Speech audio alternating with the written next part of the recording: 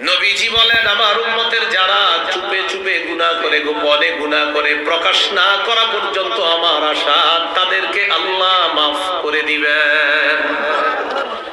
আমার উম্মতের যারা গুনাহ করে, এরা যদি প্রকাশ না করে গুনাহটা, আমার আশা আল্লাহ তাদেরকে মাফ করে দিবেন।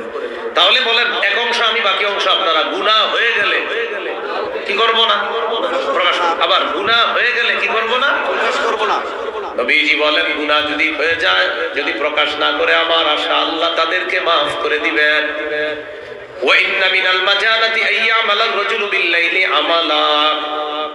কিছু কিছু মানুষ আছে রাতের বেলা এমন গুনাহ করে, গুনাহ করার পর তার গুনার উপর আল্লাহ পর্দা ফালায়া দেয়, গুনার উপর আল্লাহ পর্দা ফালায়া দেয়, গুনার উপর আল্লাহ পর্দা ফালায়া দেয়। গুনাহ রাতে করছেন, আল্লাহ পর্দা ফালাইছে, কি আমার বান্দা করছে, আমার কাছে মাফ চাইবে, আমি মাফ করে দিব। পর্দা ছিল। নবীজি বলেন, এই লোকটা বোকার মতো সকালবেলা ওঠার পর মানুষকে ডাক দিয়ে বলে, ইয়া ফুলান আমিলতুল বারিহাতা কাযা ওয়া কাযা। হে অমুক, আমি গত রাত এই গুনাহটা করেছি। নাউজুবিল্লাহ। আমি গত রাতে এই গুনাহটা করেছি। বন্ধুদেরকে আপনি কোচিং সেন্টারে বলে বেড়াচ্ছেন, আমি এই গুনাহটা করেছিলাম।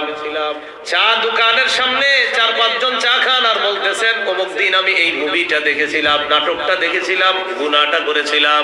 আগে করছেন, তাড়াতাড়ি মাপ চান, নতুন করে আর করেন না। বলেন ইনশাআল্লাহ।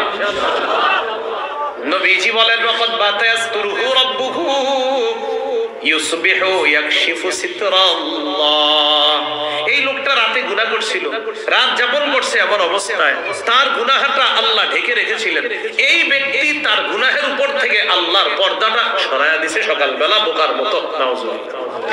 আবার বলছি, গুনাহ করছে রাতে, রব পর্দা ফেলায় রাখছিল, রাতের বেলা পর্দা ছিল, পরের দিন কি করছে, রবের পর্দাটা সে সরায় দিয়েছে।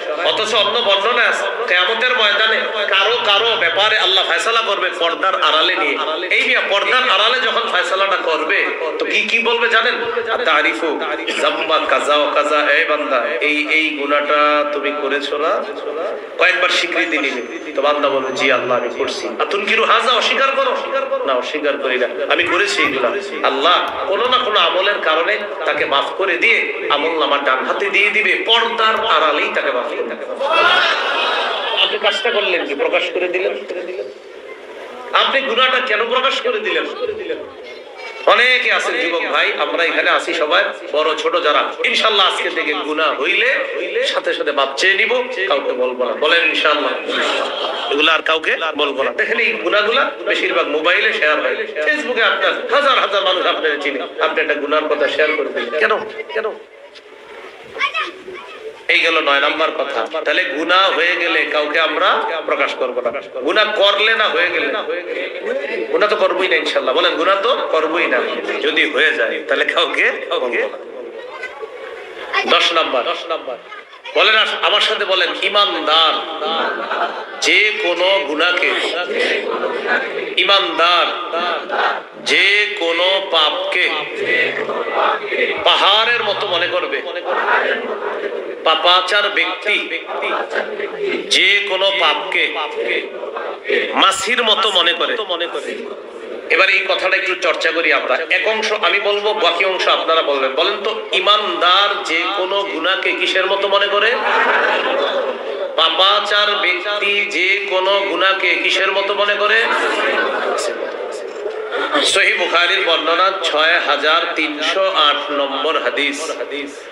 عن عبد الله بن مسعود رضي الله تعالى عنه قال إن المؤمن يرى ذنوبه كأنه قاعد تحت جبل يخاف أن يقع عليه। ঈমানদার গুনাহকে মনে করবে পাহাড়, এই পাহাড়ের নিচে সে বসা, পাহাড় তার উপরে পড়বে, সে মারা যাবে। আচ্ছা বলেন, পাহাড় পড়লে কি বাঁচবো না মারা যাবো? ঈমানদার মনে করবে একটা গুনাহ আমারে ধ্বংস করে ছাড়বে। তাহলে বলেন তো, ঈমানদার গুনাহকে কিসের মতো মনে করবে? তো পাহাড় পড়লে বাঁচবে না মরবে? তাই মনে রাখতে হবে আজকে থেকে যে একটা গুনাহ আমারে শেষ করে দিতে পারে, তাই গুনাহকে পাহাড়ের মতো মনে করা।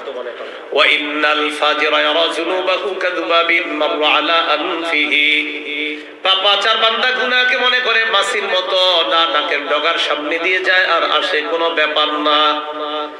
বর্তমান জামানায় অনেক মানুষ এমন ভাবে প্রকাশ্যে গুনাহ করে, তার গুনাহ দেখলে মনে হয় এই গুনাহকে সে কোনো ব্যাপার না মনে করে।